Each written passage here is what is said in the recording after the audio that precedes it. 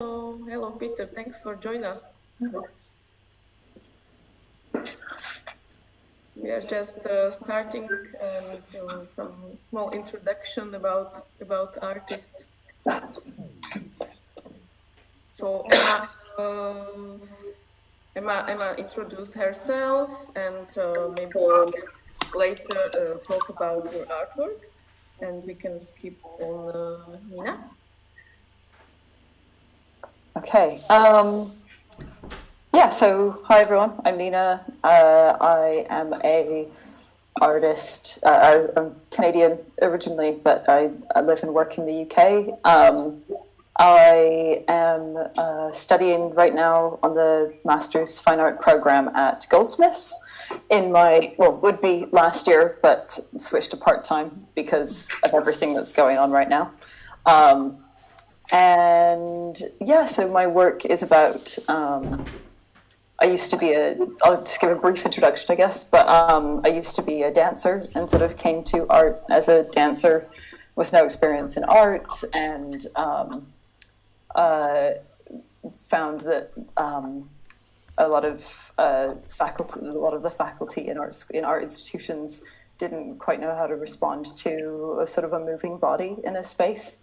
So a lot of my work is sort of about moving towards a critical discussion or sort of criticality in looking at choreography. So that kind of work takes me in different places.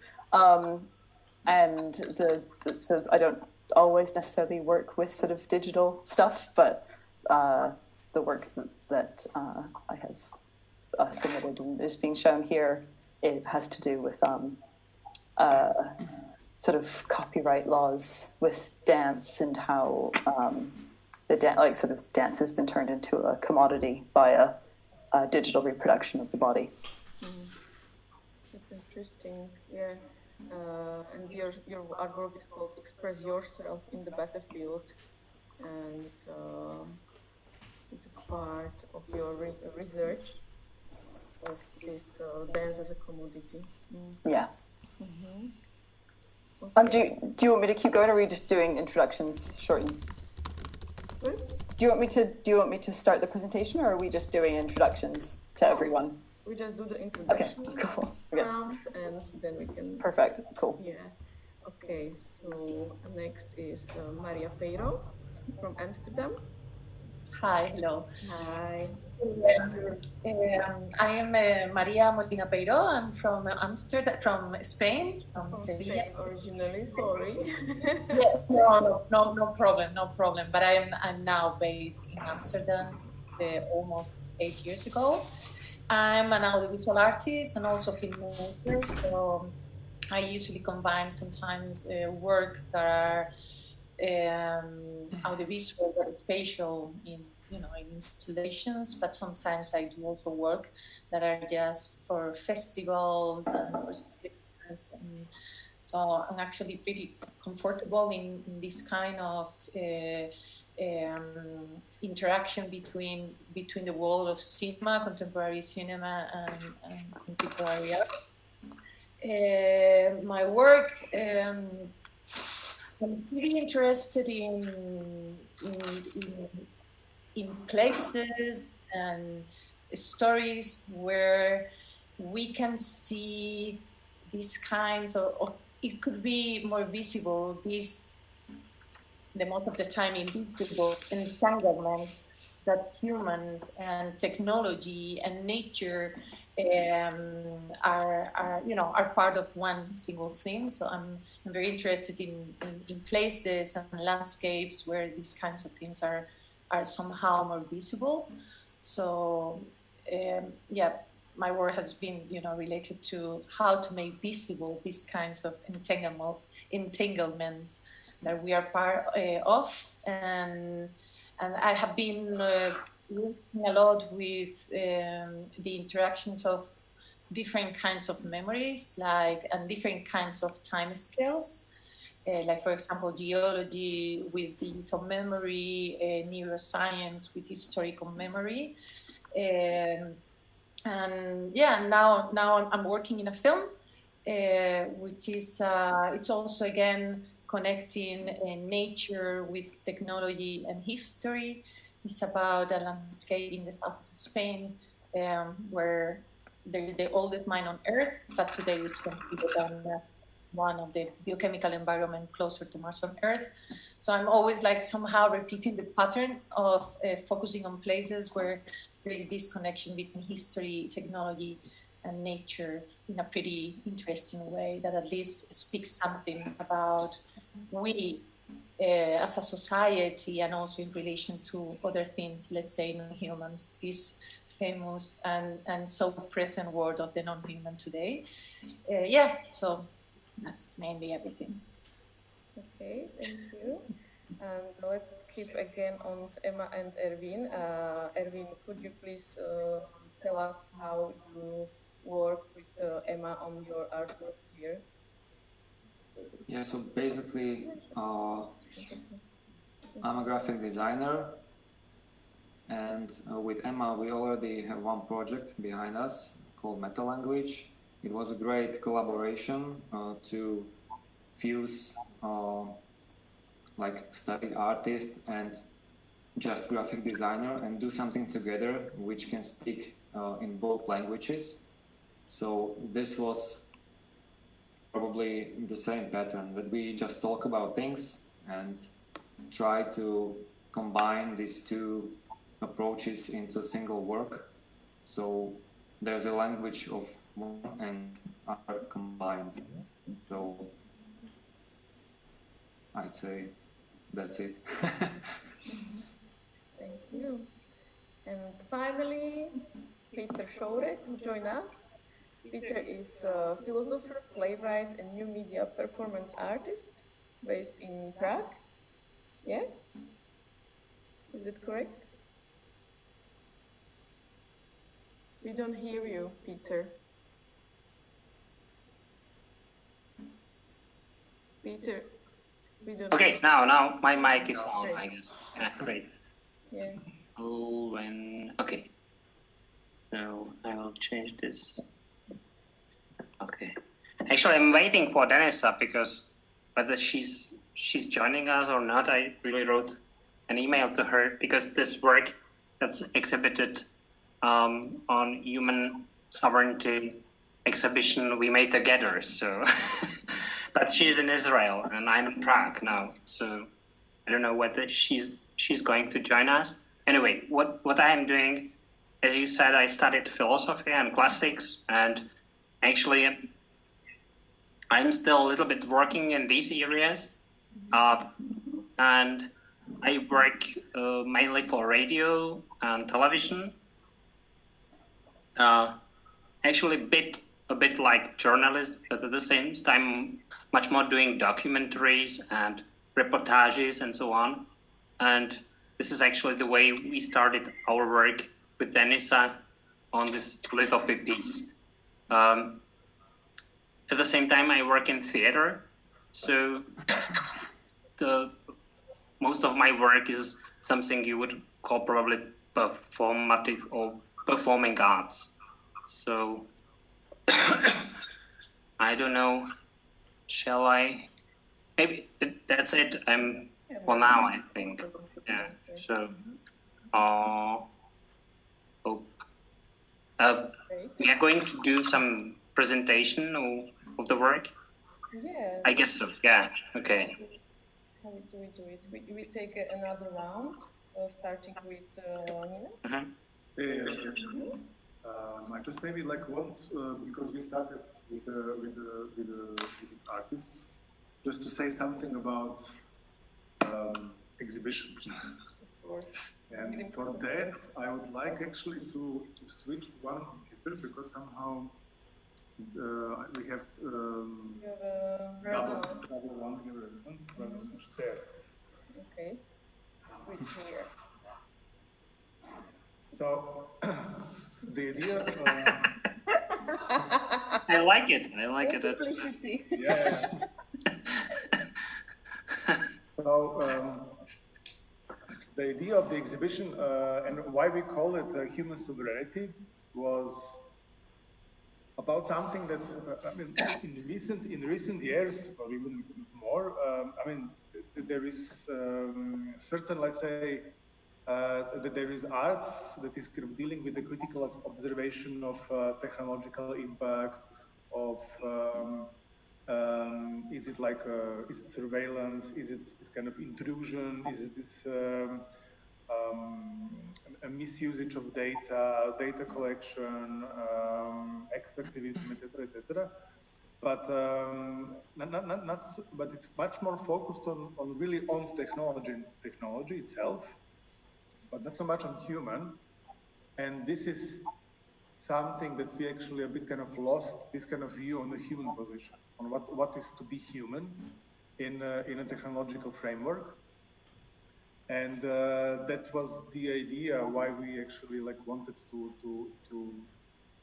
show this exhibition and to gather artists. It was kind of really super crazy recent months to organize this, because the official kind of COVID thing is that like you need to change the rules every second day, even like every day. Even something that is kind of functioning this hour, it's not functioning next hour. So this kind of craziness of corona legislation also kind of influenced us, but also kind of triggered this technological question even much more, because now we are now capable only to see each other without kind of masks, with technological means. So we see our faces, and the face is basically the basic of human emotions, of human communication, like we're ancients, of course. And now we are not able to do this. We are not able to practice it, only through technology. So the thing that we are together now in this room is almost kind of now illegal in a way. Oh, yeah. Yeah, I mean, we can say that we like worked on an exhibition, so we are kind of organizing this exhibition, but the new kind of moral panic could say, aha, okay, so you want to kill 1 billion people, basically. Only because we are kind of opened the faces. Even you, Emma and Ervin, you're also a bit suspicious. You are not. You know, we feel like it's that. also suspicion. But this is just kind of the thing gets accelerated in that sense. And this is like the main thing, that it's just kind of, it's kind of critical approach is kind of much needed, even like much more than like a year ago or in between. And we see how technocratic oligarchy basically is starting to influence really basic life. It starts to be really kind of supranational super force. Just to mention Gates, because like I remember kind of nice times when people would easily criticize Bill Gates and Microsoft. Do you remember that times? It was really long time ago, some 15 years ago, 20 years ago. And now you're not allowed to criticize Bill Gates, for example. So what changed in the last 15, 20 years? It's kind of interesting. Why something is not allowed today and it was allowed before?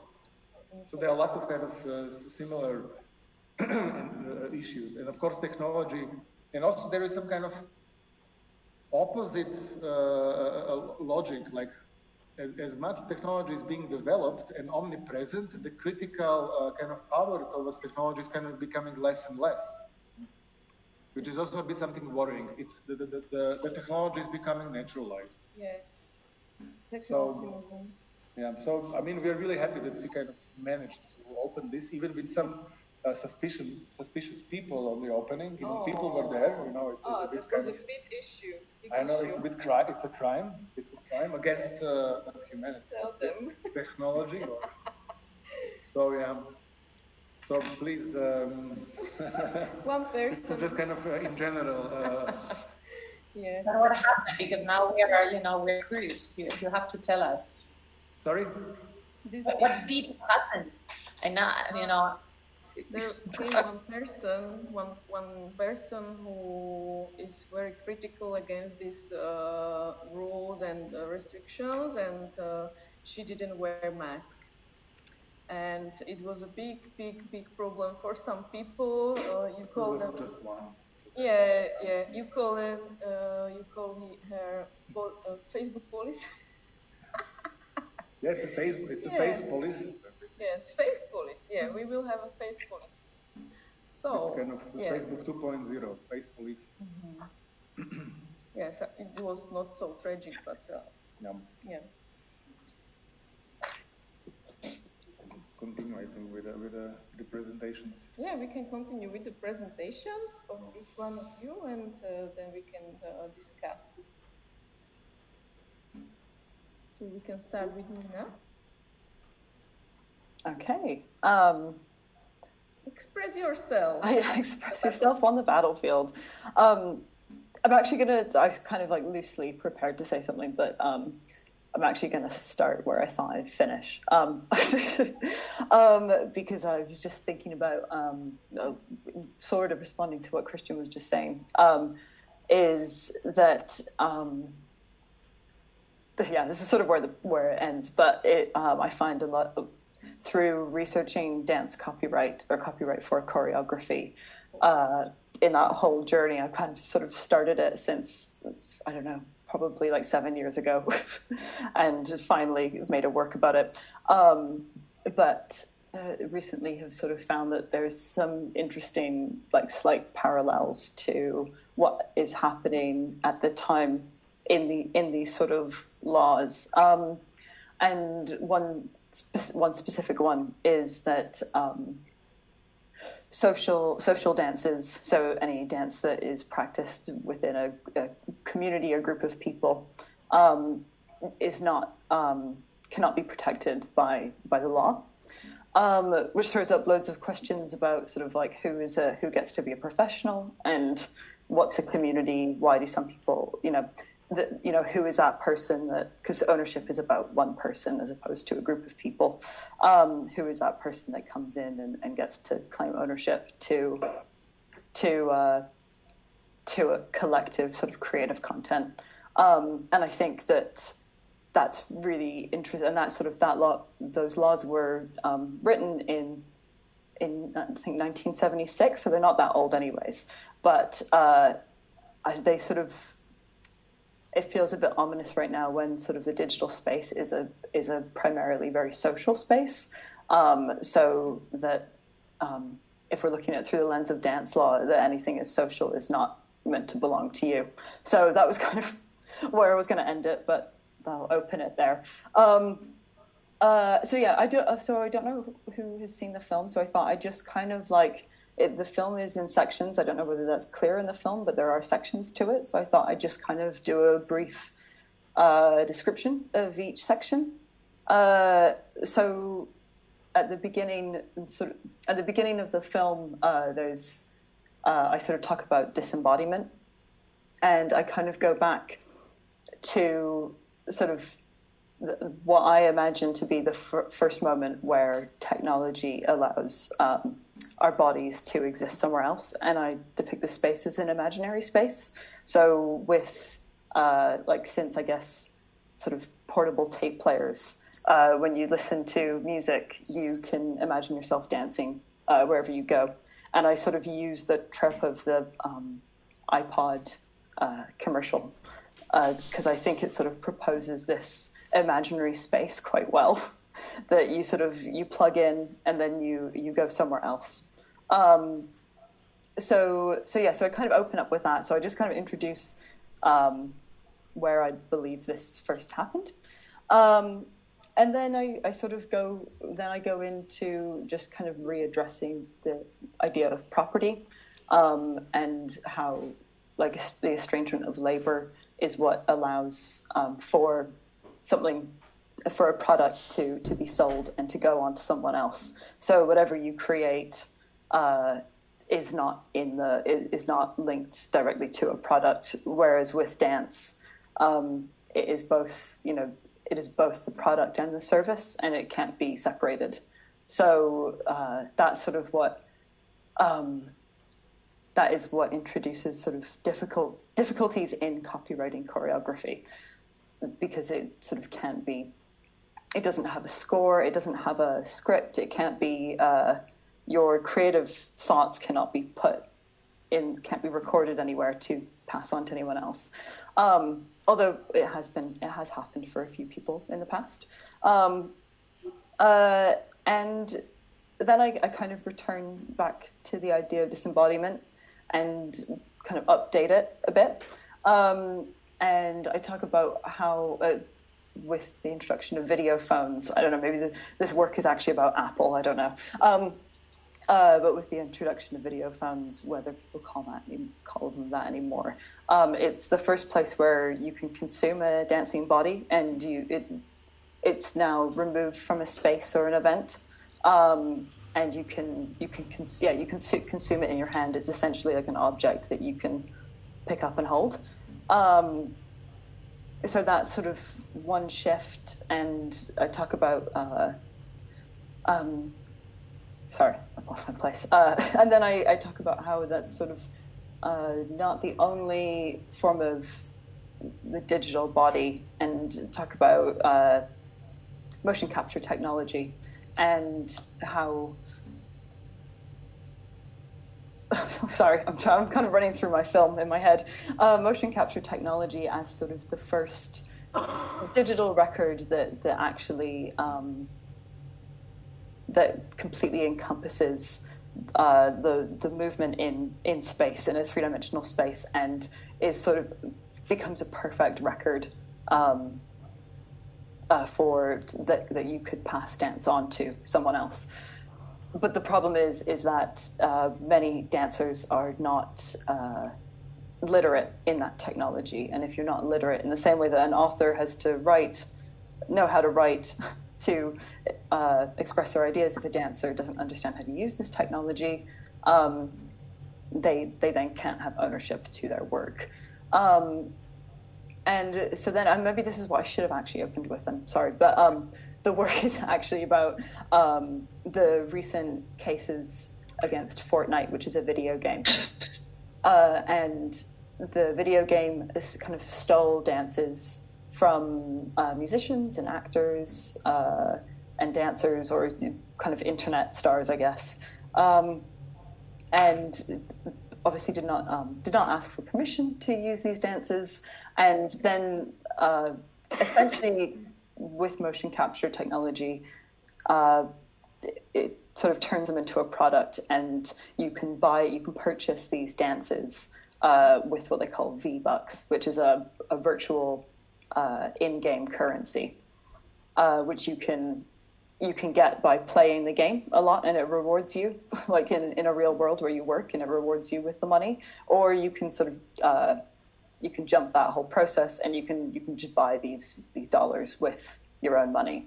So essentially, these dances can like actually be bought as a product, and so there's sort of this thing where these technology companies have kind of leapfrogged the conversation, the discourses around dancers being able to own their own material, but also not necessarily just dancers. It can be anyone who makes something on the internet. It doesn't have to be a professional. Again, going back to the social, it doesn't have to necessarily be someone that identifies as a professional dancer, and. So that's sort of what the work is about, and I think there are some parallels to how these sort of movements can be seen as information that exists online that are sort of being taken away from us. So like we sort of don't exist in these bodies anymore, but we still create them. And I kind of, at the end, I sort of make a link to surveillance capitalism and how, we can say, so what, I make this movement and someone uses it. But, we all know with surveillance capitalism, it's the collection of all this data that is, I guess, is scary. It's not just each thing that you search. And I guess, right now we could say, so what with the dancing? It's these tiny phrases, but at what point? I guess I sort of leave that question dangling. But at what point do all of these? At what point does our movements and the way we move, or anything to do with our body, at what point does that get taken away from us? So yeah, I hope that was clear enough.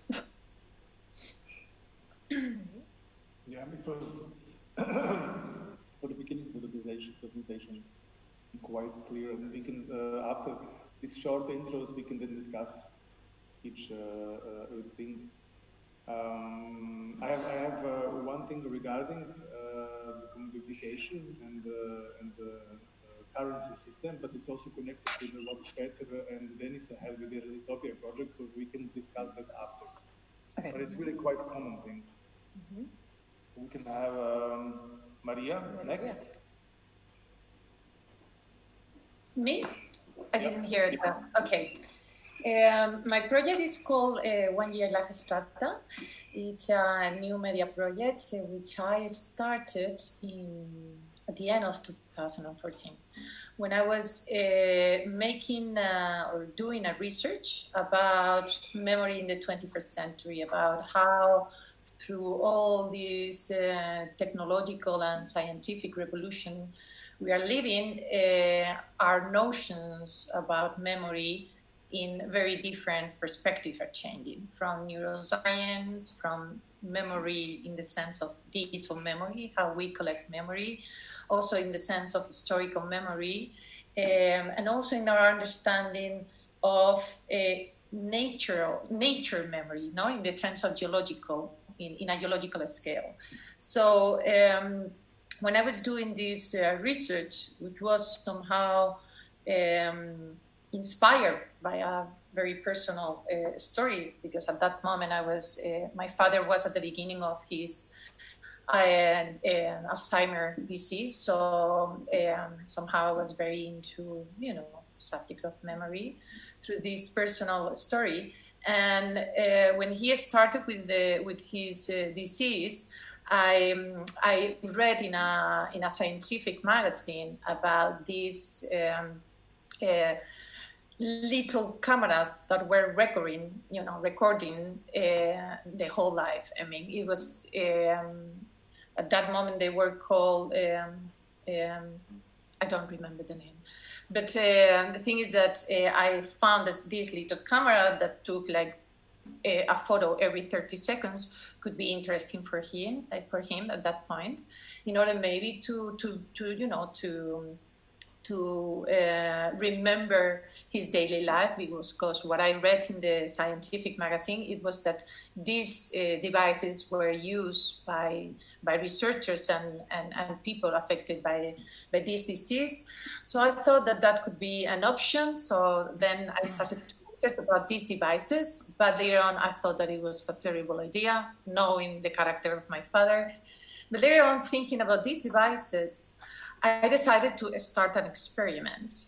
That it was, I swear myself to wear the camera for the whole year 2015 as a research. I mean, it was part of my research, so why not to do an experiment and to see what the people could react by having this camera in front of them the whole time, but also how could I react by having, or what could be my experience after having all this impressive memory of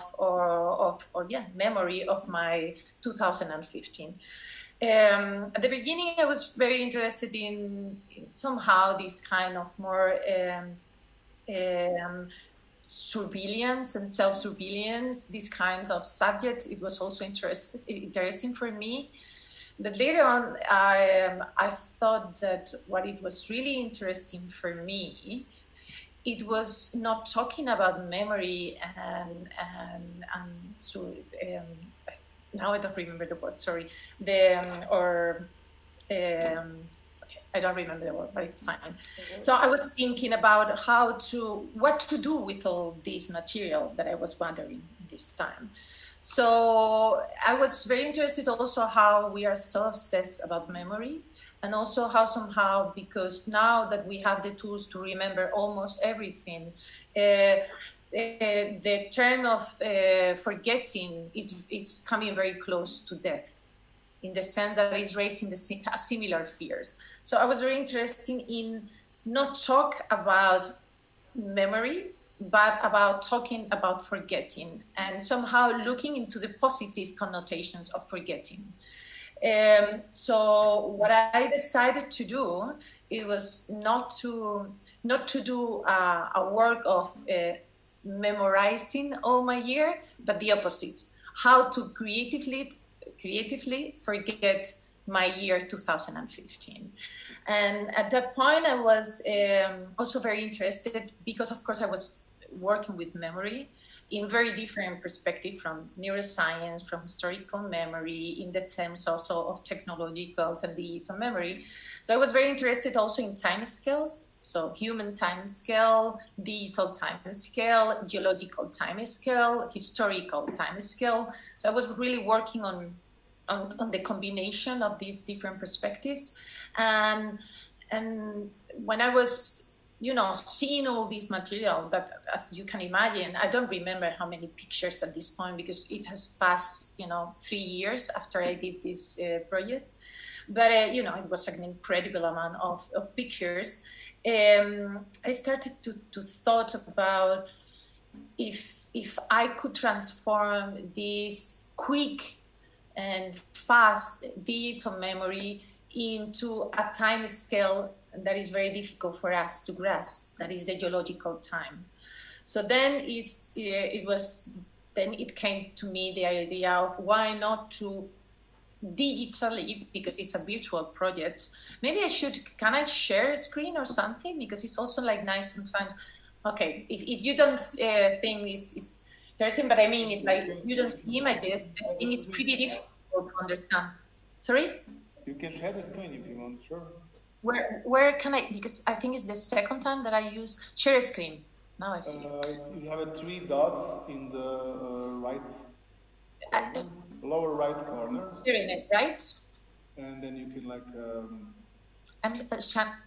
application. Yeah, I'm sharing it, right? Sorry, no. It's the screen icon on the bottom. Share your screen.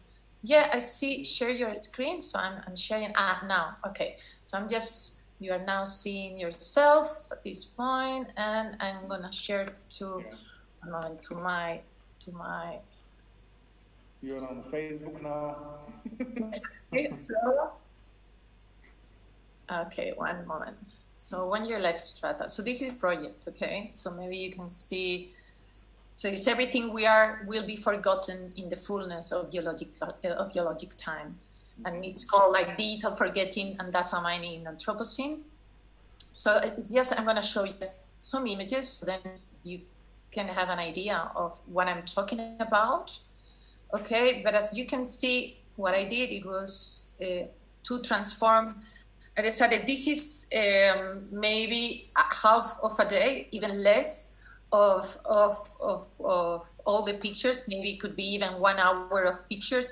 And what I did, it was to construct a strata section, so the typical geological station with all the strata, but with the images, just by overlapping all the images. So then it was transformed into this kind. Now this one is put in a horizontal way, but in the website you can see it in a vertical way. And so here you can see also that here is also the strata. And at the beginning was that idea. It was conceptually what I was interested in is like, okay, so if I put all the memories, all the pictures, all the personal memories that I have from 2015, and I overlap them, then I create this kind of strata section. So I transform these digital memories into geological memories. But also what I get is that you are not able to see the images. You are just able to see the overview of these images and also, this pattern that it creates, but it's always abstract. And later on, that was the first step. But later on, I thought, okay, it's not just also about forgetting. It's like, why not to include into this installation what is really interesting of digital memory, of our personal memories in the digital environment. They are not interested in our personal memories, or if you are with your grandma, or with your father, or if you have kids, or if you are with your friends. Somehow, what they are interested in is more about the data, no? This overview of the data that they can get from your personal memories that you post on Facebook, Instagram, etc., etc. So what I did, it was just to get, through artificial intelligence, to get all this data collected in 1 year of taking pictures of my life every 30 seconds. So what I got, it was all these patterns, and maybe you can see it here. I did every kind of, maybe I can even go to the website. So maybe I can even show you the website, which is also part of the exhibition, of course. And you can see it there. It's actually a project that is called, what is behind is also this idea of the fear of forgetting, no? How we are so obsessed about memory, collecting everything, that we are fearing forgetting the whole time. So, and you can see here, there is color patterns. So this is data. So you can see how looks January, how looks February, March. Also, you can see sociability, when I was more social. And how, of course, I was always tricking with the data. And I was also interested in how data is not just a technological thing. I mean, behind the data, it's always people, right? So I was also tricking, the idea, okay, so what could be more social? So if I have more faces in the pictures that I have in front, then it means that it was more social or less social, no? Those moments. And yes, so you can go through all these, but also digital time. It's also, if I was in front of screens or computers, then it was more digital time than other moments. And yeah, so you can see all these things. And of course, through all these data, you create a topography, right? So I was creating different topographies, indoors, outdoor. I had like different kinds of data patterns. And later on, what I did, it was to put all this data that I got from these different notions that I select, and I put them all one on the top of the other to create a topography. And this topography is the topography of data of my whole 2015. And what I did was after creating this, I 3D printed, and I did a time capsule. What I did, it was 3D printed, and I put a hard disk that contained all the pictures that I did during that year within the sculpture. So what it was interesting, it was that, and I also plugged that I cannot open, nobody can open this sculpture while I'm living, but also for me, it was interesting about creating this dichotomy, that it was like, if you want to access to the hard drive, you have to break the piece of art, no? Because that is the sculpture that is here, that you can also see here, is this one, that is here in the middle. So, somehow for me, it was a way to create kind of a future techno-fossil within the strata of this digital strata. So, yeah, that was, okay, I'm gonna stop sharing. So, now I have stopped sharing. Yeah, no. Mm-hmm. Okay. So yeah, that was the project in a concise way. And yeah, I don't know if you have questions, or maybe we can talk later. Or we can. We have lots of questions, I think, but we need to move. Then after that, we will have discussion. Mm-hmm. Okay. Just need to move to next to Ervin and Emma. Just to hear their presentation. Thanks a lot, Maria. Thanks. Thank you. Okay, so at first I want to tell you that at 5 p.m. I would have to log out, but Ervin will ask all our questions. And the name of our project is U.JPEG, and that means the outcome of our project. Live streaming has stopped.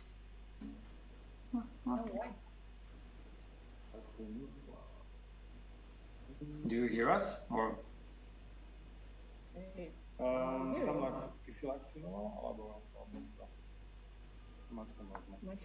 Okay, it's okay. You just okay. Continue. Okay. Yeah. So as I said, the outcome of our projects are photographs, but maybe it's not visible on first sight. And I would like to introduce you the philosophy behind the work, and Ervin will then tell you about technical stuff and what is the installation itself. So I was really interested in this philosopher called Jeremy Bentham because he was trying to find out the ideal structure of a prison in his works. Like, his question was, how can the ideal structure of prison look? And then he came up with this model that he called the panopticon. Simply put, it is a building designed in a circle architecture in a clever way, where a single guard or wardener or anyone in a position of power is standing in the center of the building, and he can see all of the prisoners at the same time, because every prisoner has his own cell. So the prisoners know that they are instantly watched, but they don't know when is it happening really and when it's not happening. So they don't know how to react. So then the only way what can they do is to be good prisoners, to act like good prisoners, because if they would behave badly, there would be a consequence. So yeah.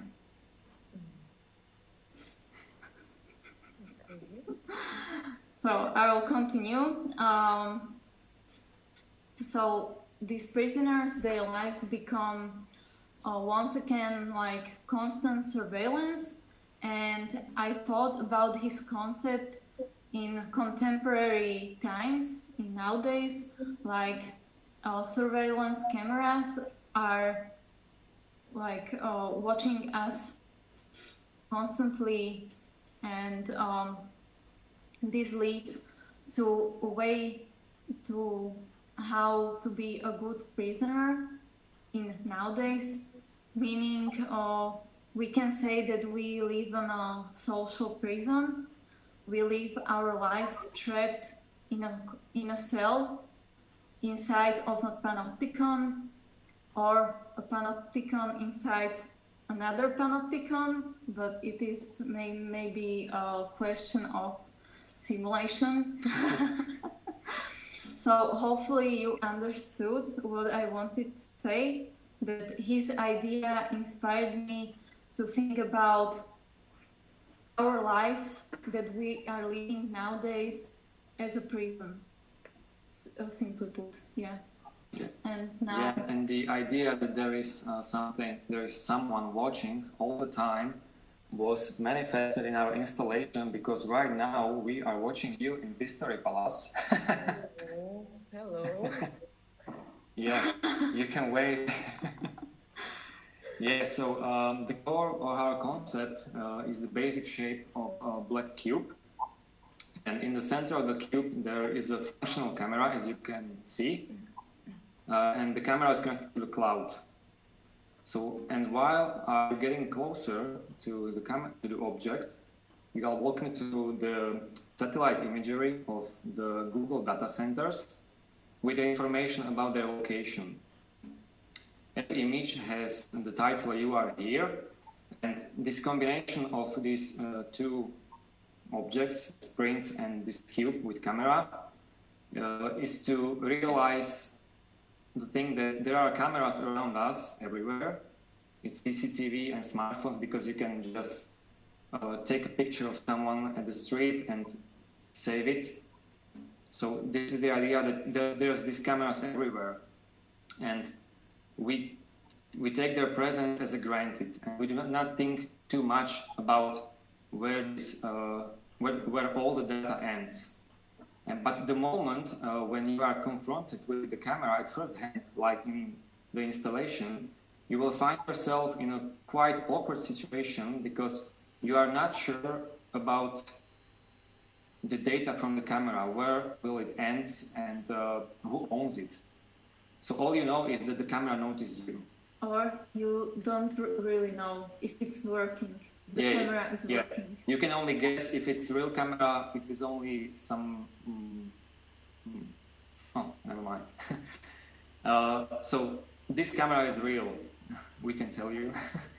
And the data ends in the cloud. And in the ordinary sense, the cloud is something intangible, but there are huge data centers on the other side of the cloud, full of information about every one of us, hence the prints. And data centers are located in different places on Earth because of safety, data availability, or something it's called data redundancy, which is an act of duplicating copies of data. So when cloud becomes unavailable or somehow damaged, you have access to the data immediately. So it's like copying themselves around the world. It's like a simplified version of what I told, but I mean the logic is somewhere there. And the installation's goal is to criticize surveillance data that people voluntarily share without thinking more deeply where will they pile and who can abuse them in, let's say, in the darker technocracy times. And there is also one layer that was like the basis in our conversations, that it's also a critique to today's approach to education, where due to the economics, universities push the STEM education as science, tech, and math over humanitarian sciences. They are becoming more suppressed, the humanitarian sciences. So the world has moved from educating a good citizen through virtue to controlling the citizen and tries to force the citizen to be good. As we can see in China, there are some beta testing of the citizen ranking. So it's somehow happening that we try to force someone to be good. And the result may seem the same when you try to educate them through the virtues or through the surveillance, but the consequences for societies may be a little dangerous, because it's not the same when someone's behavior comes from the culture or someone's behavior comes from the surveillance. So he is like the panopticon in a small or big scale.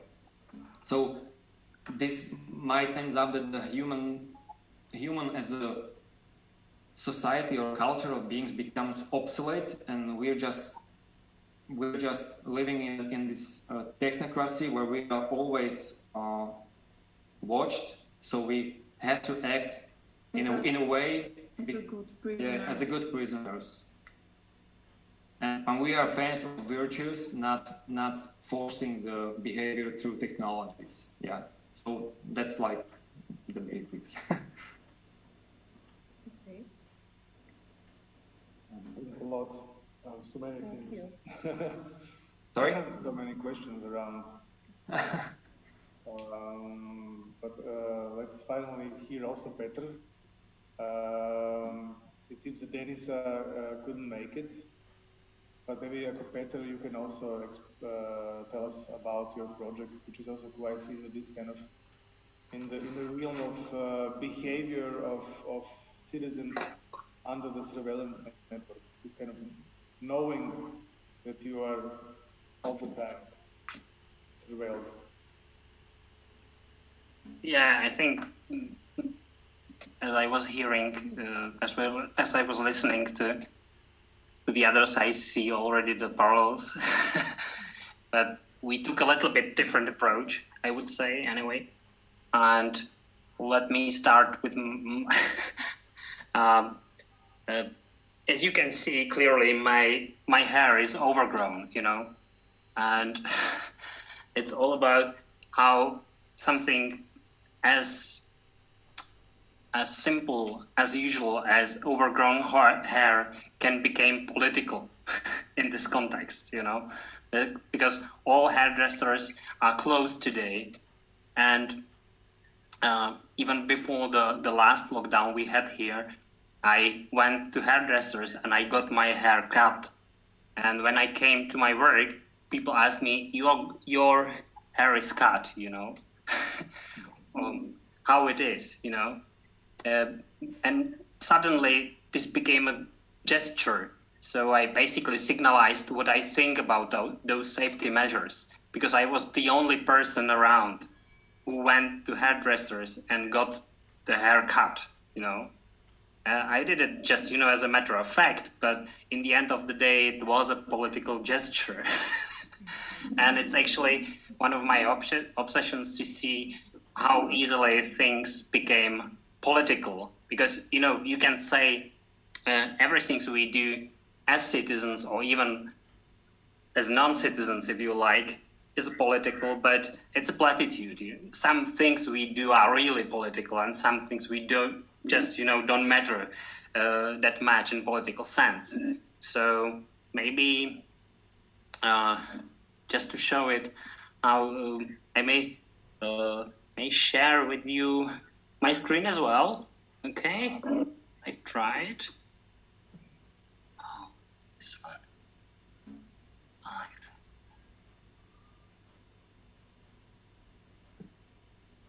Not now. I don't know. This. Am I doing it? I'm not sure. Still not.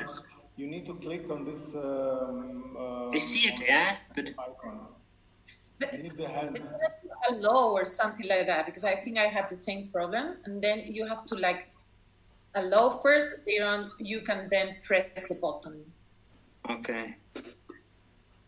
Yourself? Not sure. It's really doing what I want to do.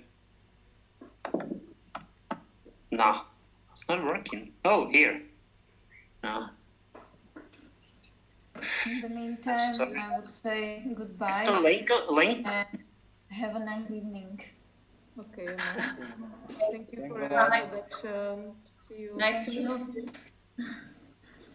you. Okay. Maybe I will try it another way, because it's not working clearly. Okay.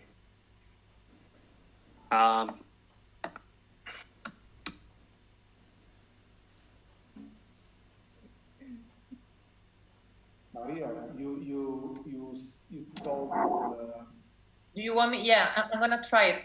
The thing is that you have to press into the when it appears share your screen, then you have to click into, you know, into the image of the browser that it looks. Then when you press it, then it appears blue, the share button.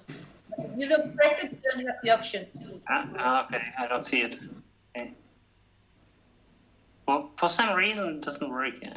I'm trying. No, if you go to share and in your entire screen, no, it says below, it appears the image of the browser. If you click into that image, then it appears on blue, like a blue line outside, and then. No, it's not. No, it's not doing. I don't know why. Yeah, That's what I expected. But okay. I sent the link in the. Okay, I sent to you the link in the chat. Can you see it? Okay, you can click on it. Okay, that's one of my previous. Maybe I can share. Okay. Not sure.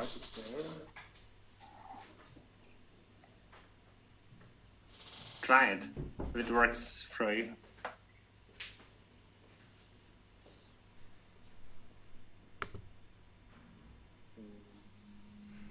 Does it work?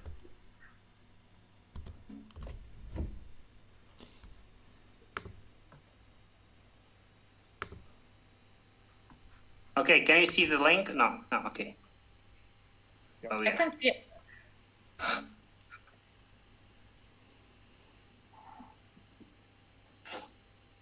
Is it okay? Yeah, it's okay. Okay. I wanted just show this because it's one of my previous projects that's is performative, and this is the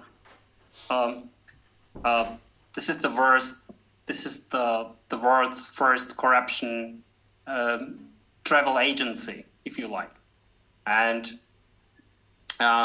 this project is about how something that's not considered to be political becomes political very clearly, because it's just about looking at something and inviting people to come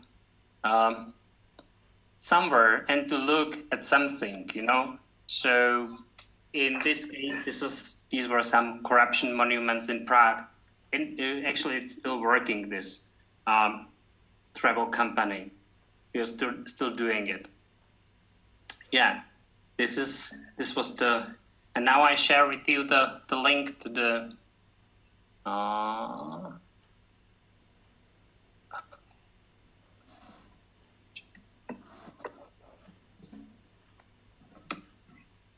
yeah. You can also briefly, with your words, explain and describe Litopia project that is part of the exhibition. Yeah. I'm going to it. Yeah, this is the next thing I'm going to share with you.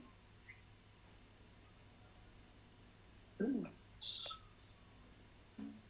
really very, very slow here. There is one. So this is Christian, I sent it. Okay, great. Can you click on this? Yeah, great. Thank you.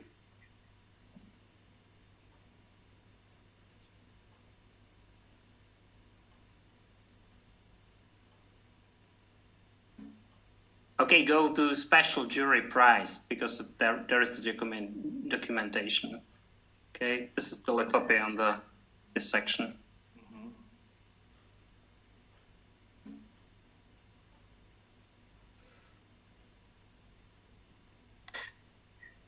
So the lithope was something. Okay, maybe I can start with those.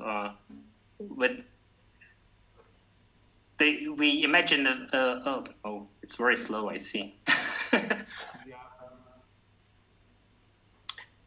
Okay, great. If you like, you can go through the pictures, and then we can go scroll down. Yeah. Okay. Yeah. We actually created the world where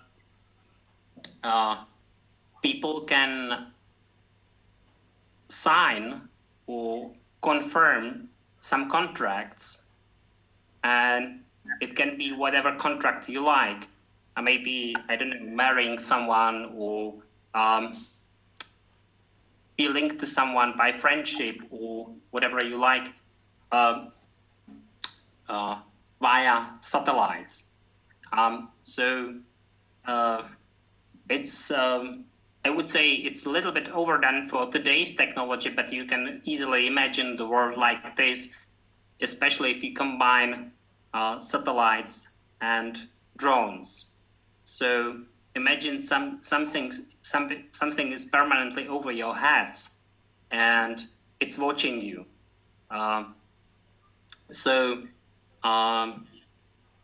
I mean, Nina already mentioned it, that you have some routines, that you have some patterns that you can perform, and maybe you can register them or you can copyright them if you like. And it's actually happening in lithography, where people perform some gestures that may be very usual gestures, like shaking hands and hugging each other, or I don't know, just meeting each other.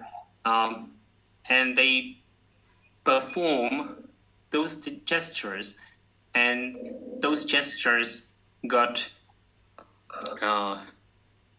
registered, or let's say photographed by satellites or drones.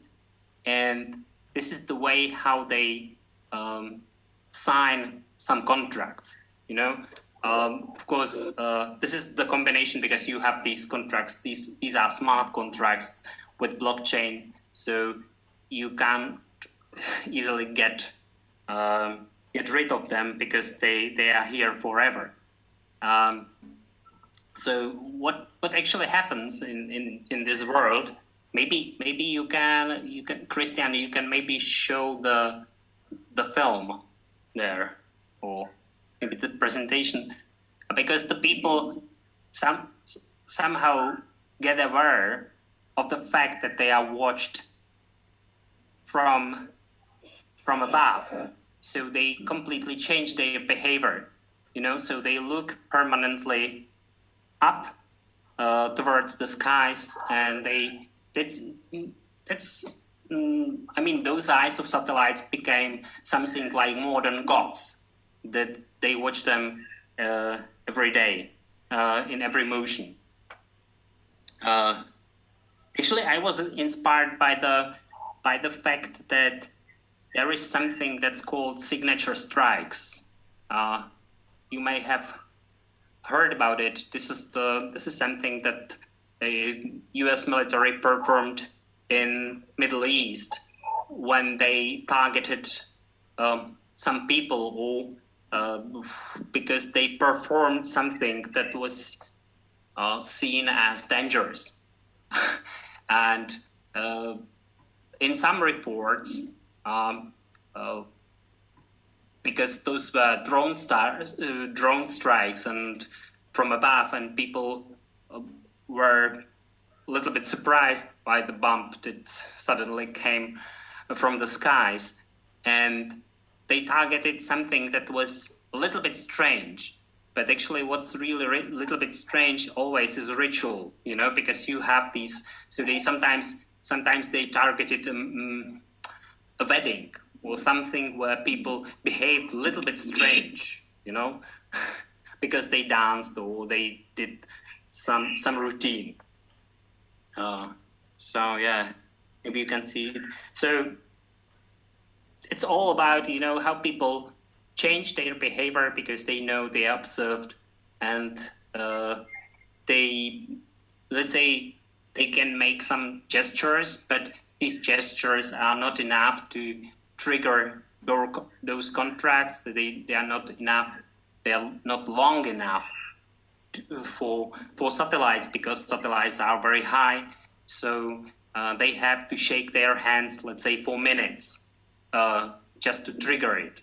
Because another aspect I was actually a little bit making fun of was that most of these technologies, we view them as perfect, you know, and we are very much afraid of the fact that those technologies will be so perfect, and we will be, let's say, all the surveillance economy will be even better in the future. It may be possible it will be much better in the future, but in the meantime, all this technology will be, I mean, less than perfect.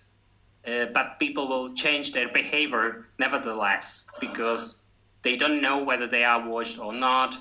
And when they are watched, they see that it takes time before they get registered. And so they will change their behavior because they have to perform for those machines. And it takes time for those machines really to register their contract. So they will be hugging each other 7 minutes to be seen, you know, or whatever.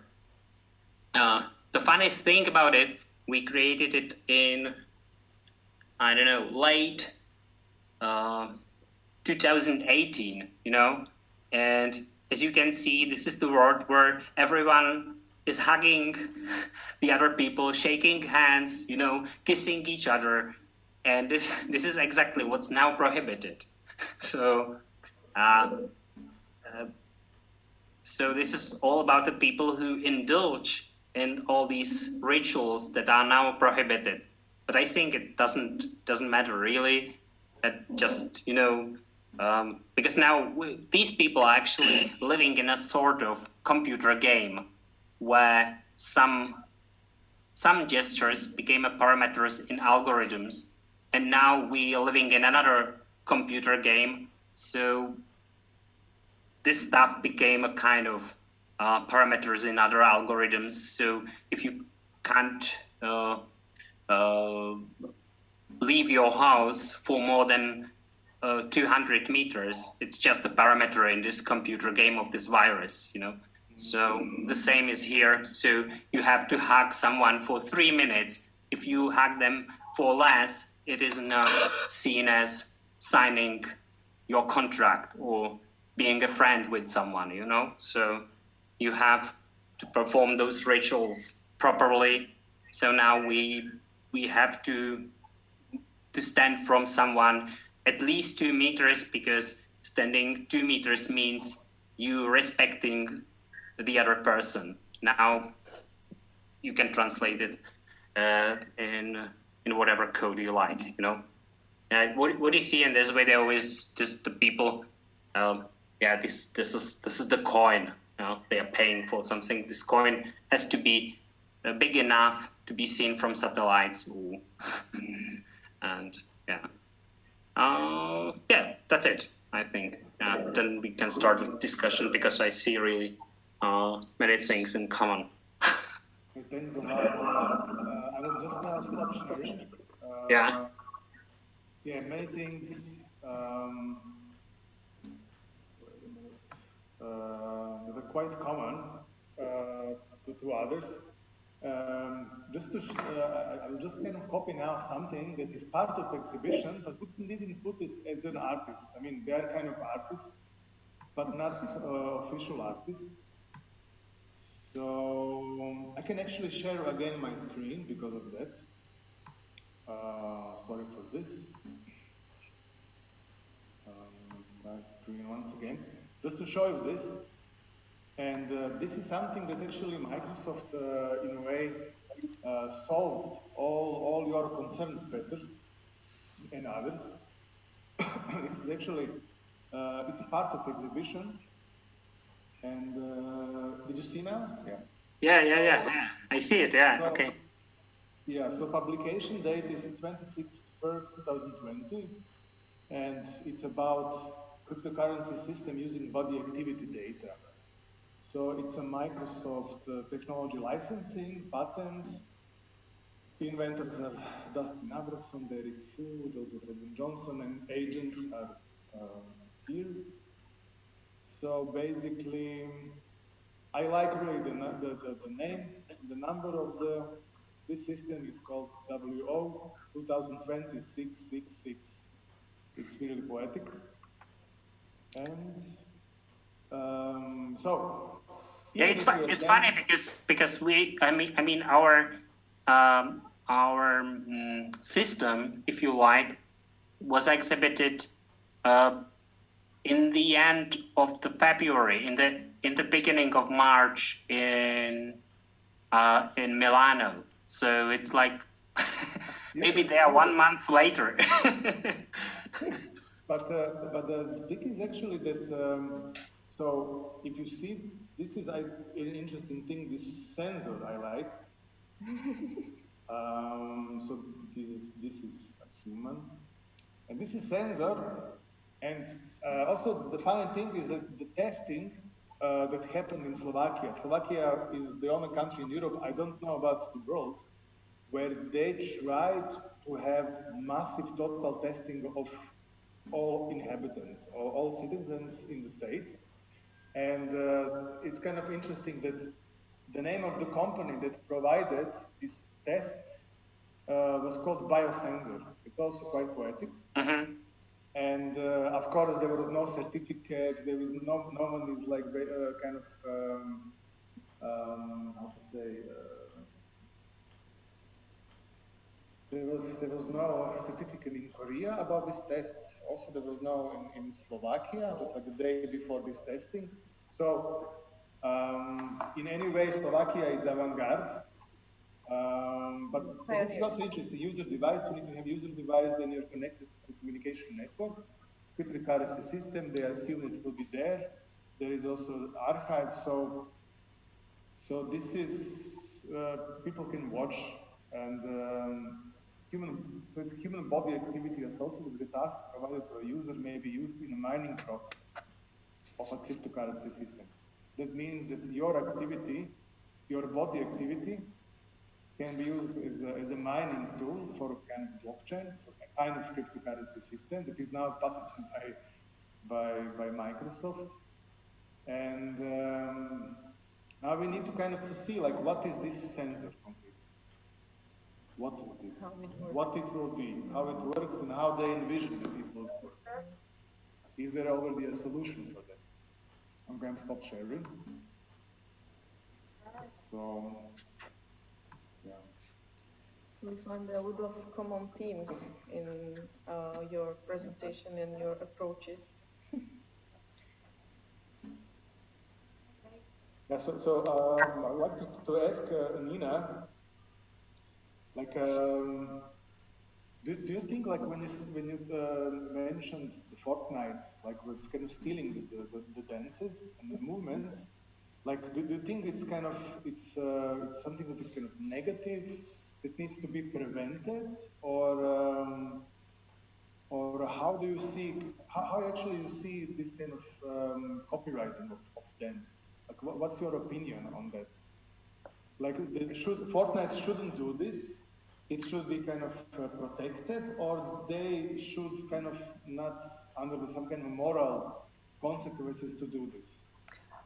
I think that's a good question, because I think, like, I don't know, there's a few things. Like, I think fundamentally, yes, I mean, like, so in like a utopic world, yes, they would. It would be like great to see like video gaming companies like work with choreographers or work with communities that create dance and pay them and accredit them for their work. It would also be great to, I mean, like, again, this is like, this will never happen, but it would be great to see these platforms also like offer dance education or, you know, like to have, you know, there's a lot of, right now I'm working with a dance lawyer, an anthropologist who specifically looks into indigenous dances and knowledge. And funnily enough, we both came at it from the same research from looking at Fortnite and choreographing copyright. In Fortnite, they also use a lot of traditional folk dances as well. And obviously the people that are using the platform are kids, and what's sad to see is that a lot of these dances are Fortnite dances and not dances from different places that have that contain specific knowledge. And we're sort of moving away from any sort of like human form of knowledge, and it's kind of just becoming really bare. It's just like completely stripped of anything. What's your, let's say, kind of approach to this? Like, because the 10, 15, 20 years ago, now I think a bit kind of this discussion is not so much present anymore, but it's still, there is incorporated in kind of law. There was this kind of Creative Commons. It was quite huge. I mean, still it is, but I don't hear it so much, like 10, 15 years ago, that with the Creative Commons you can like choose these licenses. Basically, where you have kind of this kind of idea of stalling the other's work and to basically protecting intellectual property or kind of closing it or kind of now dance in this context. can we have something in between, for example, like this kind of share-alike, for example, that you can do, or I mean, like this kind of copyright, rigid copyright is a big problem. It's always a problem in a way, especially in the activities that are kind of quite common for human. For example, dance. Yeah, sorry, someone was just knocking at my door and it distracted me. So could you just rephrase the question? Can you, I mean, are you kind of going towards copyright thing and protecting the specific dance, or you are kind of more of protecting the stealing of certain, how to say, creativity in a dance context? I think it's about, well, they're sort of different. I think sort of where I'm going is sort of how can sort of, I guess sort of like how can collective making, if we're sort of moving forward, how can collective making be protected? I'm right now sort of looking into how maybe blockchain with all of its other problems, how blockchain could be a resource for sharing these practices and sort of in a decentralized way, and so sort of kind of getting rid of the author and the individual sort of creative genius. Does that answer your question? It's in a way, yes. I mean, like, because like this I mean, Creative Commons is really. I don't know how much you're familiar with that. It's kind of the sets of possibilities for creator to distribute their work. You know, you can like choose licenses. You can choose like relatively like quite, or let's say, rigid license, like commercial, share normal like, and then you can say like non-commercial. Then you can like have completely like open, like copyleft. You can change whatever you want.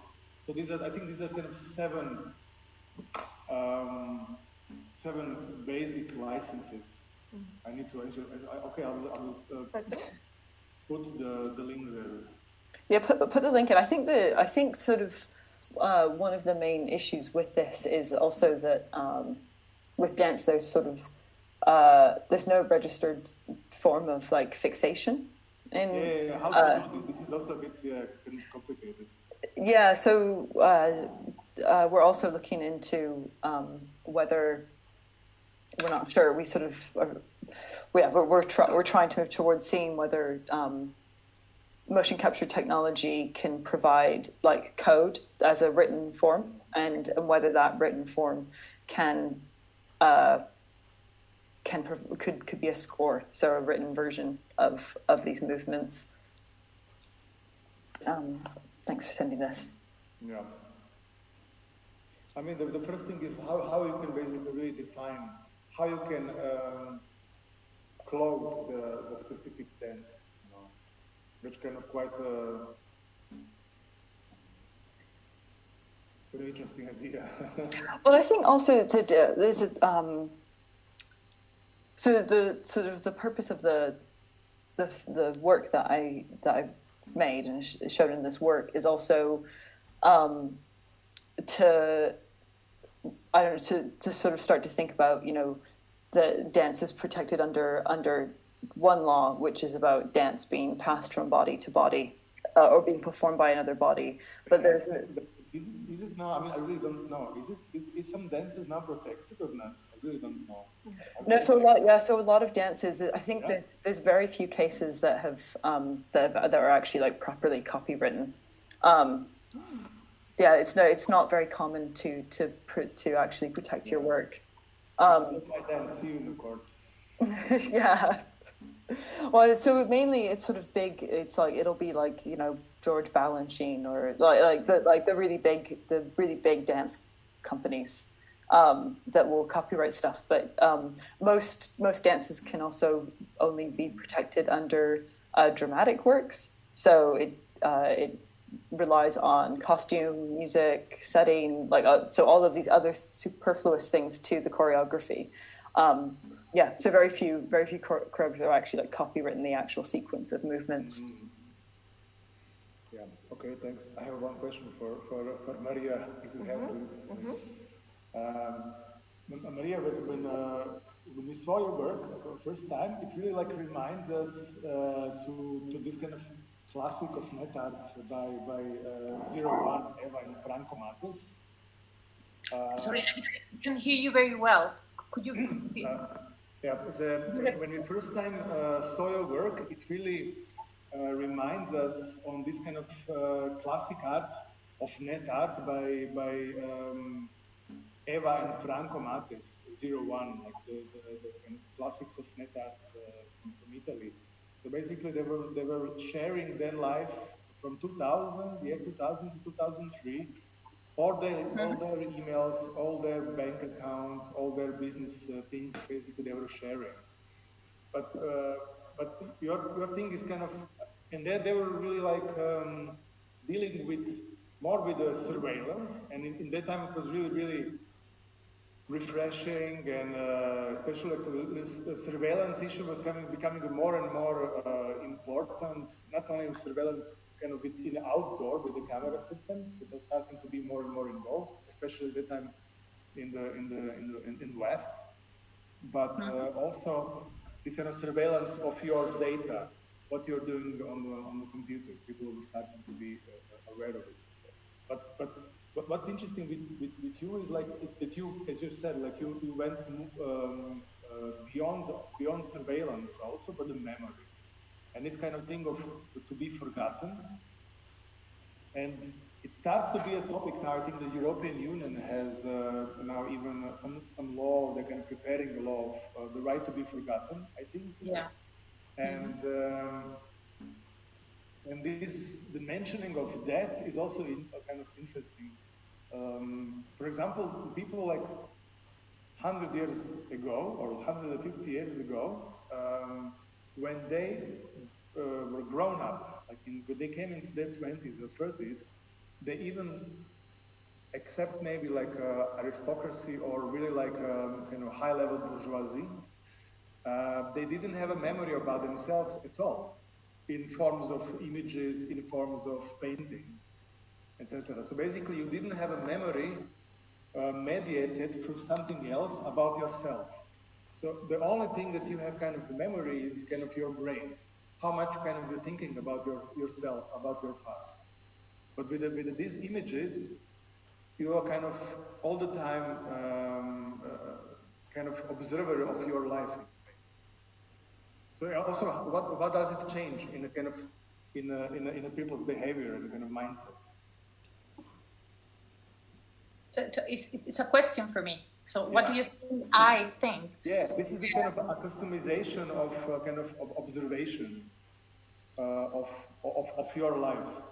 I think that there has been a change in the way we see images and we see, how we portray ourselves. I mean, now I see, before I think that making a picture, it was more about capturing the moment, and now it's more about communicating.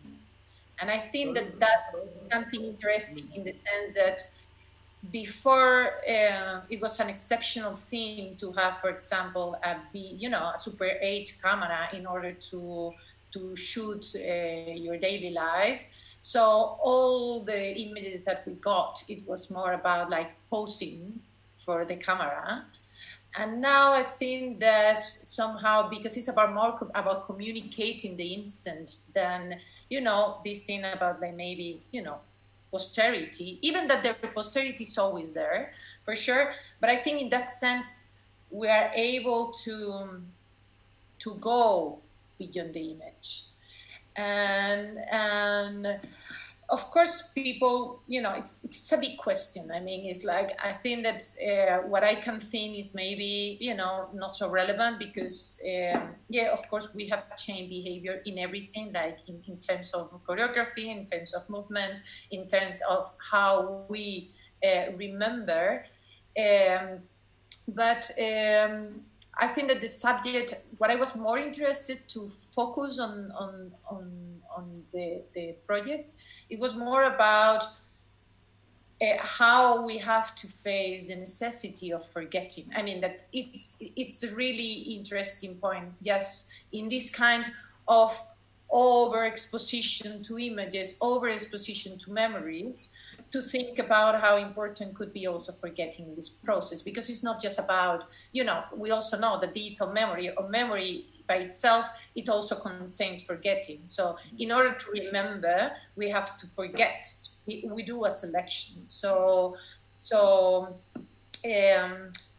I think I have lost a little bit track. But so your question was about like if I think that there has been a change, or what does it mean? Like that kind of you start to think about yourself. For example, I'm kind of thinking about personal about your life, not through your own memory, but through kind of mediated memory. Because like 100 years ago, it was all about how you can remember certain specific moments in time only through the power of your brain. And now you're more and more larging and piling up your memories more and more. And this is kind of so if we're relaying into the outside, so memory is somehow internalized, let's say, than before. No, that's what you meant.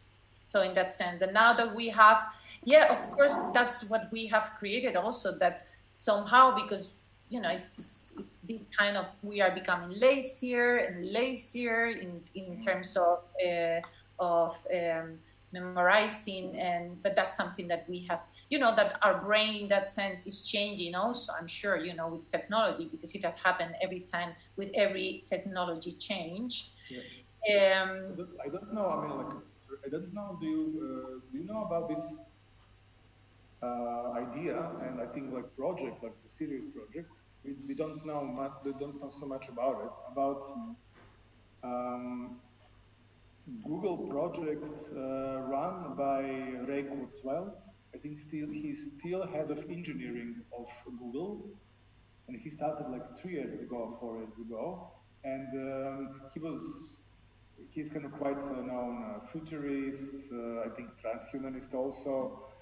He was inventor, he was inventing like synthesizer, the concept of, so he has kind of many inventions, but he's for some time the head of engineering.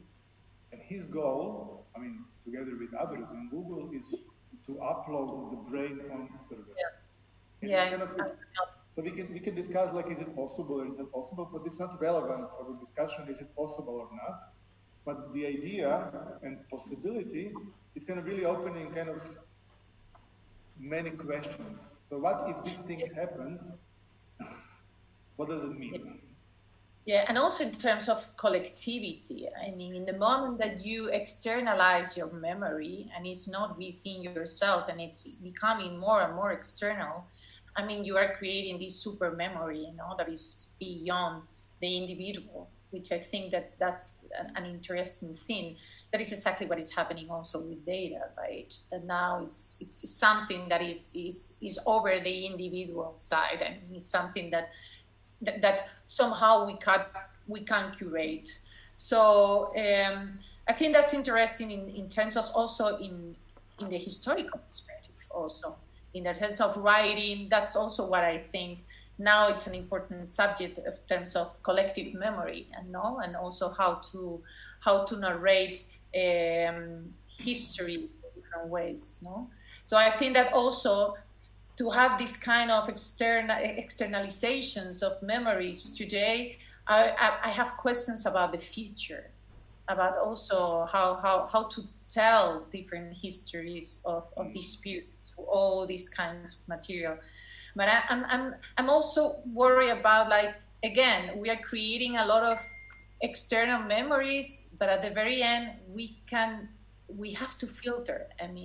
There is not true, it's what always happened with everything, right? That there is always a filter, somebody who creates that memories. So at this point, before it was the power, that it was, you know, the countries that were like the world where we're leading. So they told the story about how we colonize the new world, right? So now it will be told by the power. I mean, like these 5 profiles that we know now, right? It is Facebook, and all these Silicon Valley things. So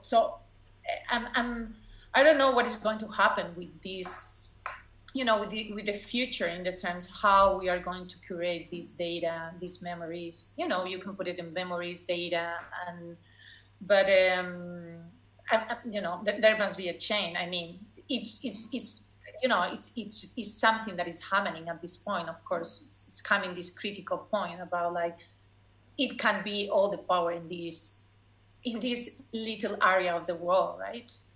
Which are also behind other kinds of interests that are pretty crazy. Like, for example, now I'm working on space technology and also space colonization, which is also sounds like a pretty crazy thing, but I mean, it's like also all the Silicon Valley gurus are also in the leading of space colonization due to the lack of space colonization than body colonization.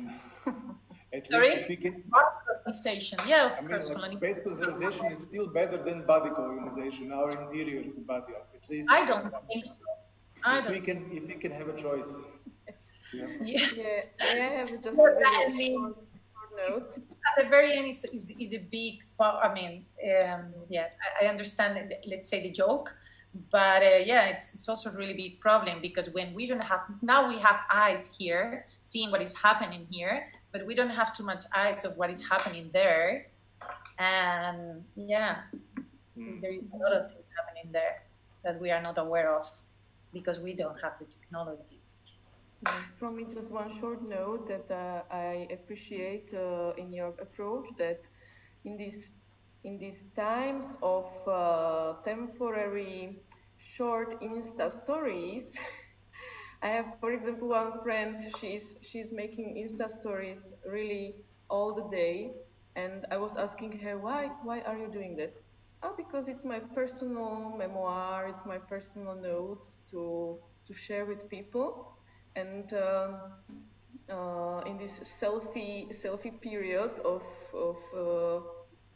Instagram, you decided to change the focus of the camera, not on you, on yourself, but towards people. And I was just asking, how was they, for example,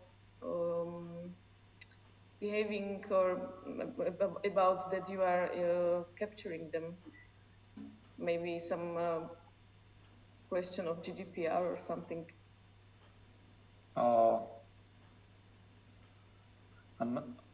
It's a question for me, right?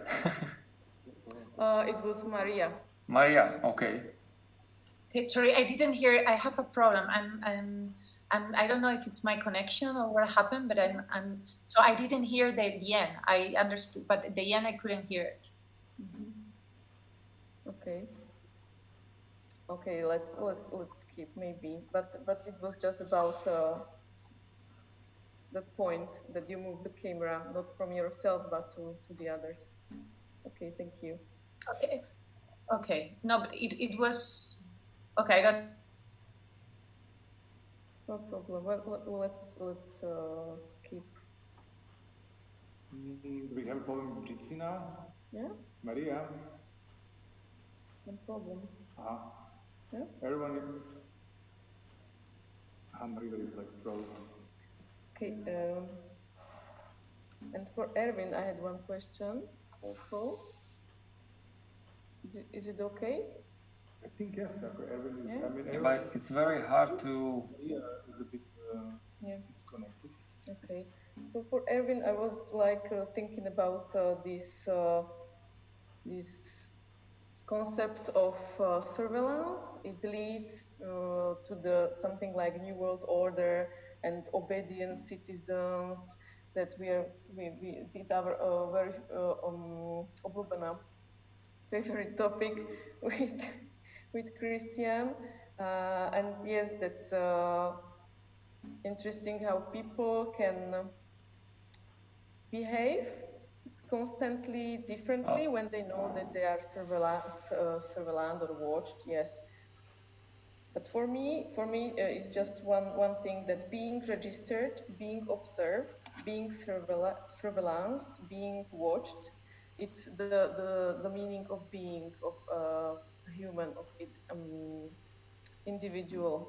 That the first is to focus on individual. Just my point. I didn't have a question on. Okay. I have a question regarding this kind of, but it's basically the question for all of you in a way, especially regarding this surveillance thing. Is this kind of naturalization of surveillance? It's kind of that camera system and surveillance system is not anymore a culture in a way, or kind of being, but it's kind of it's a nature, and then we somehow kind of are naturalized with that, and with this naturalization of this came also this futility of criticizing it. So when you're criticizing this idea, you already like feel yourself, I mean, like, okay, it's futile. Come on, it's an old story. It's a kind of so 90s or beginning of 2000. It's kind of in the mean that is it really futile to fight against it? I mean, I personally think that it is not futile. I think it's really possible. It's possible to stop the development of certain technologies and to say these technologies are okay and these technologies are not okay. These technologies should be stopped and these technologies should not be stopped. We can talk about what is the authority who is saying this. Probably it's a huge story, it's a huge topic, but at least we can't say it's futile. What's your kind of idea about it? Are we have to kind of to ride the waves, or we can change something? Better, yeah, we can.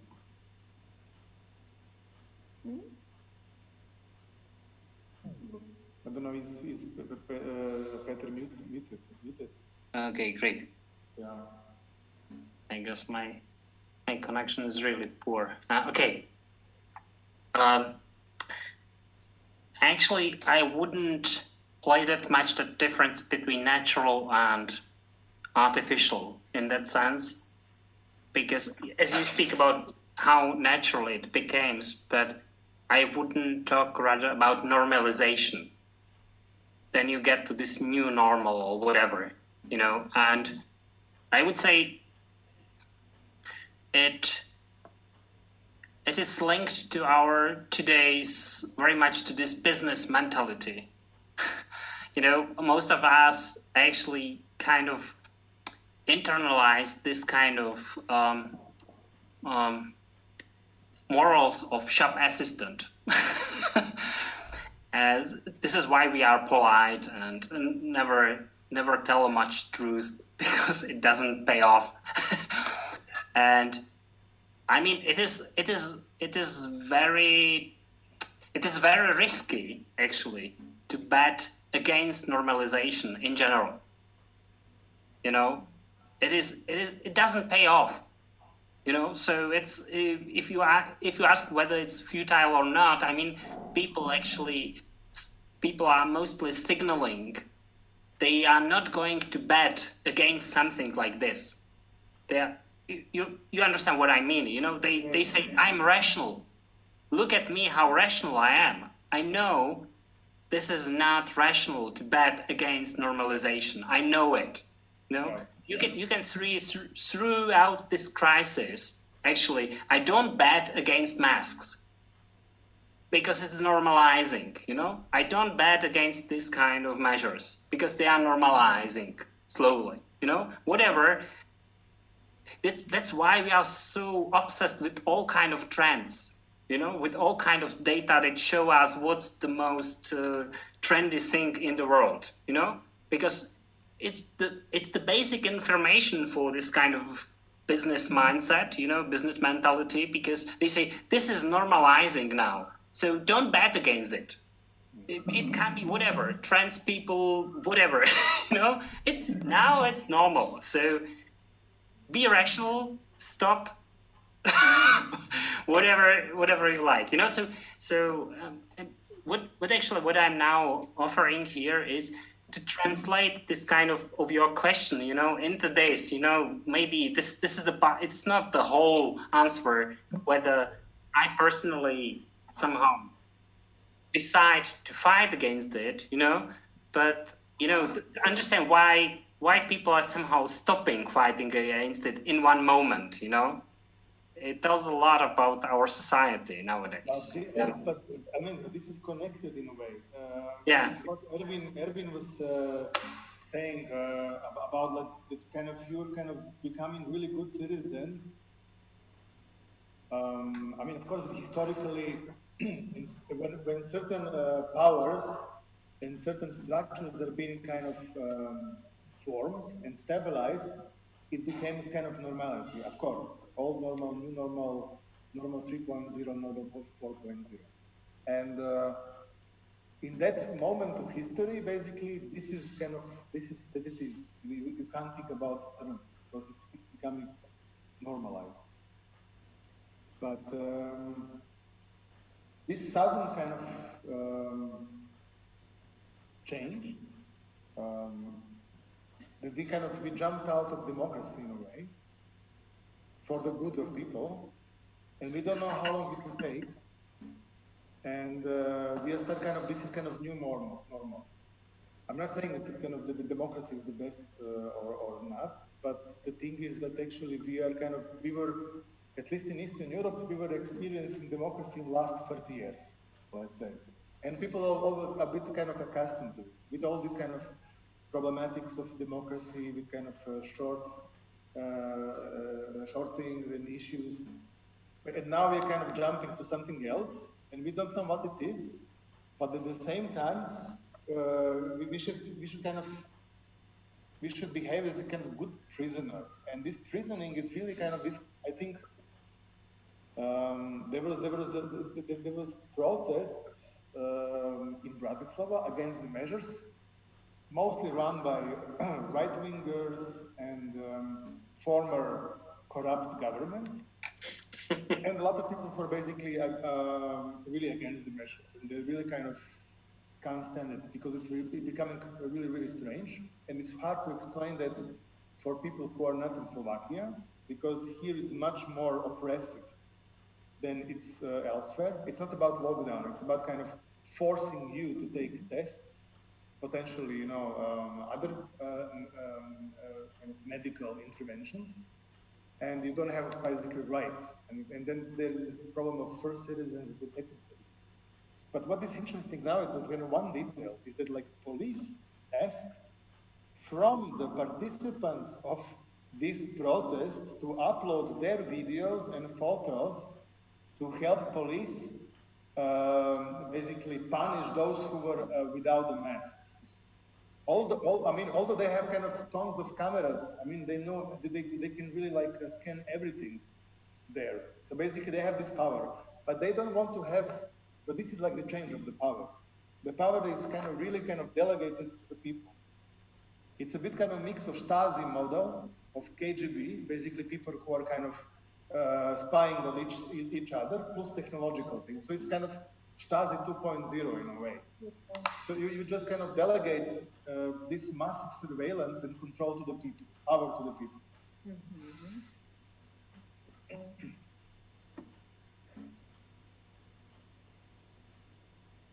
And in a way, it's kind of really, I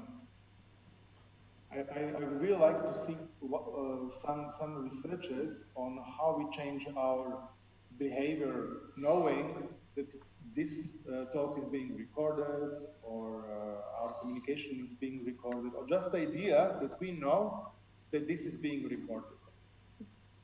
Even it doesn't have to be important for anyone. Nobody is being surveilling us because we are not important.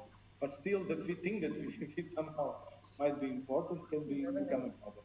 Nina, you wanted to say something? I just wanted. I mean, like I said, sorry, I don't know whether this totally fits in, but Peter, you were saying there's something that just like really struck me when it was a small phrase, and you said performing for the machine, and I've been looking into and sort of writing a bit right now about, it's like a very small event that happened, but I don't know whether you guys saw for Trump's first campaign rally, in Tulsa, a bunch of teenagers and K-pop fans did a challenge on TikTok to reserve a ticket and then not attend. And I thought that this was I thought this was quite interesting, because there was this, whether they were like consciously or subconsciously doing that, it sort of like, it was playing with the data, and it was aware that it was making up numbers that actually don't correlate to the physical space and the physical event. And I sort of wondered whether you thought that was, whether you would consider that as something called like performing for the machine.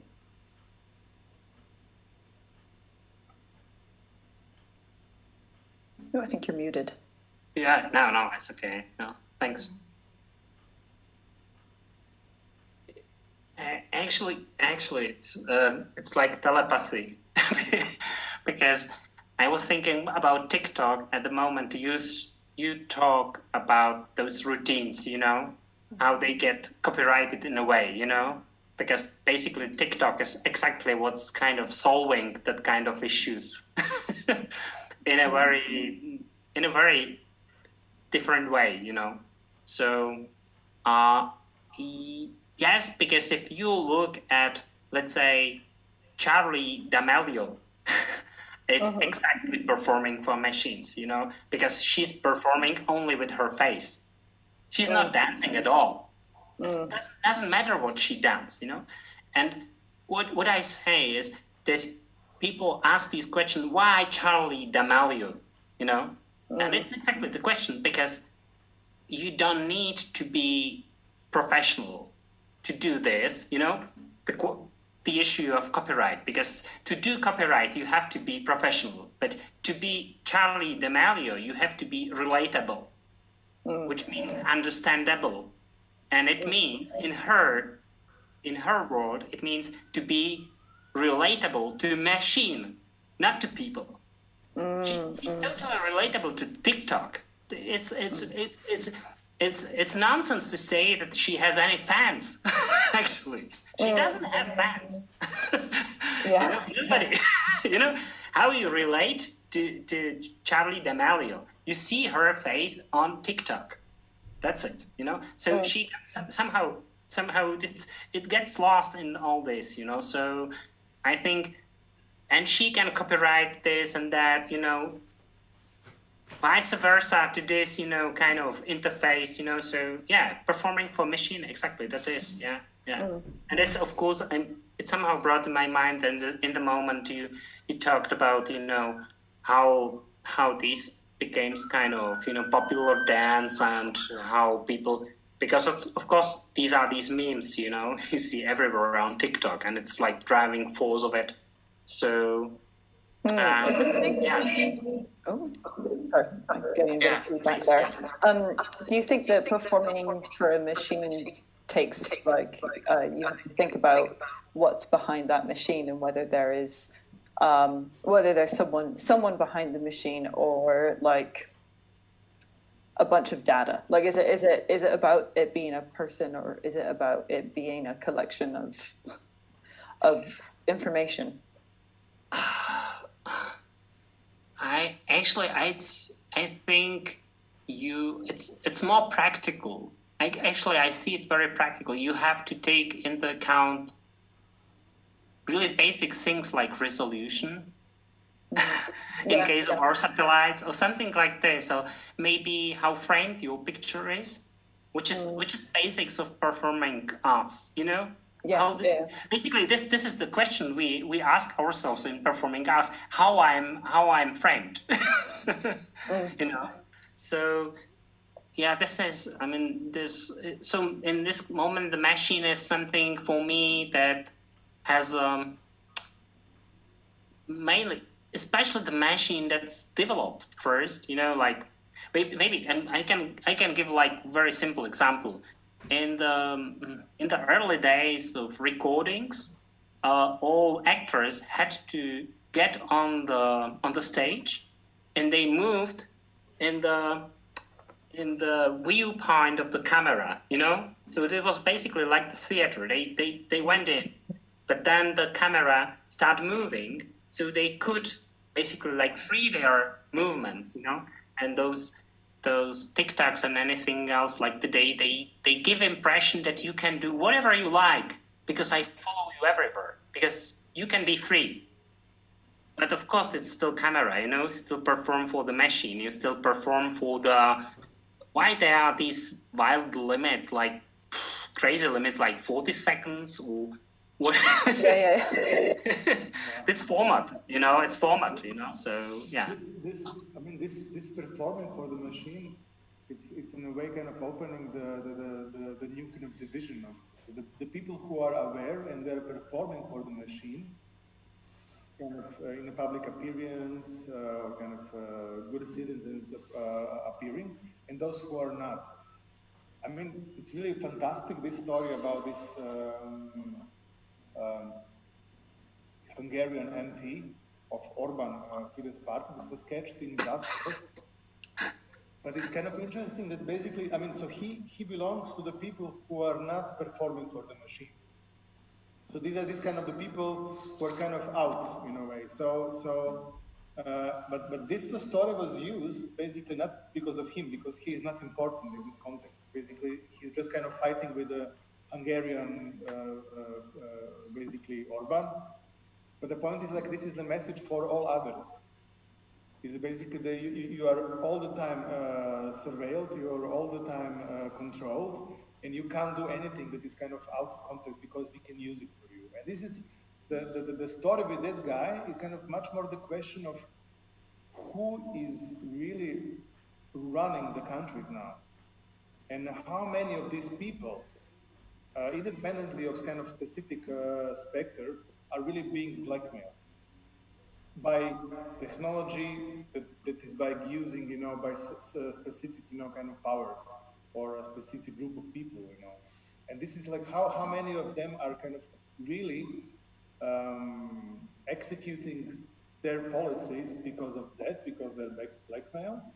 And of course, it's nothing new. Probably it's kind of the old tactic, you know, in the 20th century, when the recording devices started to appear. And this is kind of the obvious thing.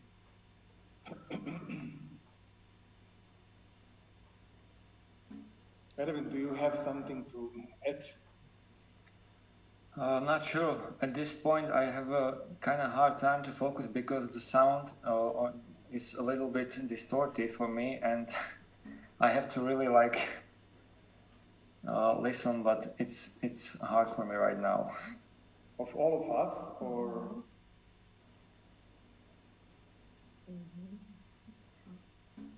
So.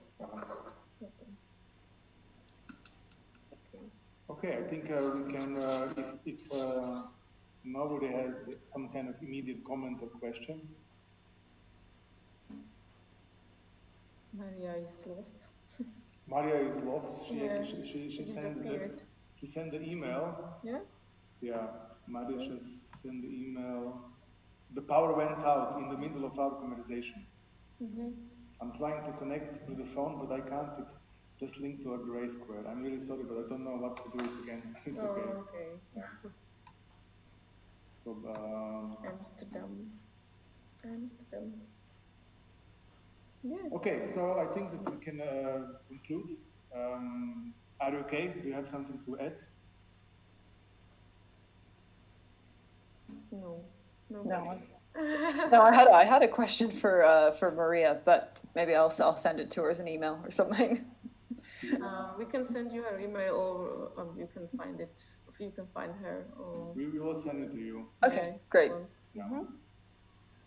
Okay, so thanks a lot for following. We will let you know when the recording of the talk will be public, and we will send you the link so you can have it. Yeah. Okay. And the exhibition is finishing on Saturday when we are having a commented view, and after that we are leaving this beautiful place of Pistori Palace. Oh, I wish I could have been there. It's kind of really it's a huge palace from wealthy bourgeois guy from the 19th century. Decadent place. That is being confiscated by the communists and then being transformed in the Stalin Museum. And then after Stalin was not so kind of popular anymore, basically the palace starting to be more and more. It's being ruined, but now they're kind of trying to restarting the place for the cultural activities. Yeah, but in meanwhile there was a cinema of Vladimir Ilyich Lenin in this building. Yeah. Very, very famous.